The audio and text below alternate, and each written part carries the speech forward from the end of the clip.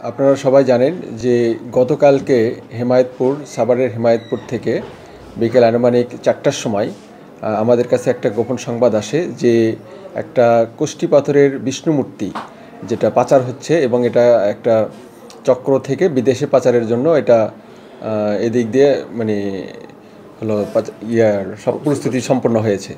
তো এই প্রেক্ষিতে সাভার থানার একটা চৌকস দল এবং চামড়া শিল্প ফাঁড়ির একটা টিম তারা দ্রুত ওই দিকে মুভ করার পরে দেখে যে একটা ফ্রিজ যাচ্ছে, ওই ফ্রিজের ভেতরে সার্চ করা হয়।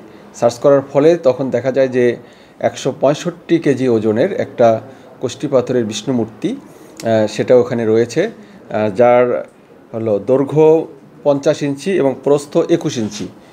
তো তারপরে ওই তাৎক্ষণিকভাবে ওই জায়গা থেকে দিলওয়ার হোসেন নামে একজনকে গ্রেপ্তার করা হয়। দিলওয়ার হোসেনের বাড়ি দাউদকান্দি, কুমিল্লা।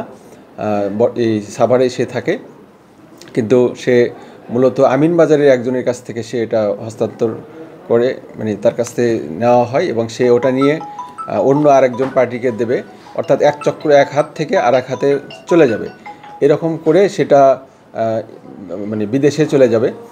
তো এই উদ্দেশ্যেই তো এটার বর্তমানে তার কাছে মূল্য ধরা হয়েছে 1,20,00,000 টাকা এবং সেটা হাত বদল করে করে 10 কোটি পর্যন্ত টাকা উঠতে পারে তো আমাদের ধারণা। তো আমরা এর পিছনে আর কে কে রয়েছে সে তাদেরকে গ্রেপ্তার করার চেষ্টা করছি।